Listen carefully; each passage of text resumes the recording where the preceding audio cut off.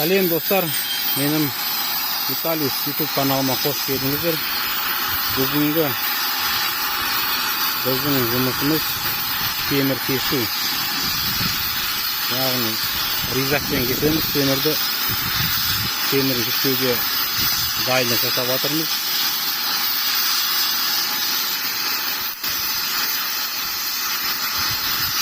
Жалпы ризақ деген не нәрсе десеңіздер, бұл қалай кеседі, не қосылады, қалай қосылады десеңіздер, қарап отырсаңыздар, екі қосылған бір-біріне шланга.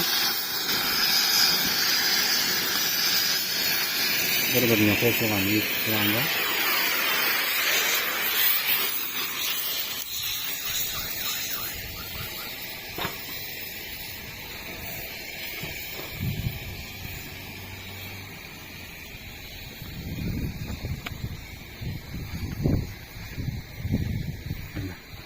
Мынау кислородный баллон, анау кәдімгі қолданылатын пропан газ баллон.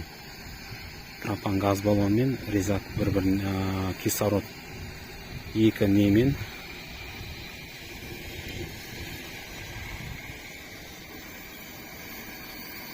ризақтың ішінде тұрған кислородный баллонның ішінде тұрған ауаның атмосферасы 150 атмосфера.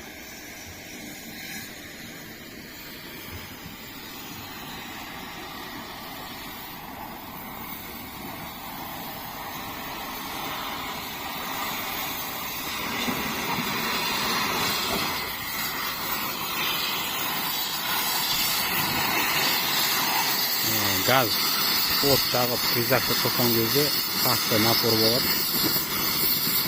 Темірді қыздырып, темір қызғаннан кейін екінші жағында ризақтың мынау несі, мынау газдікі, мынау кислородтың настройкасы.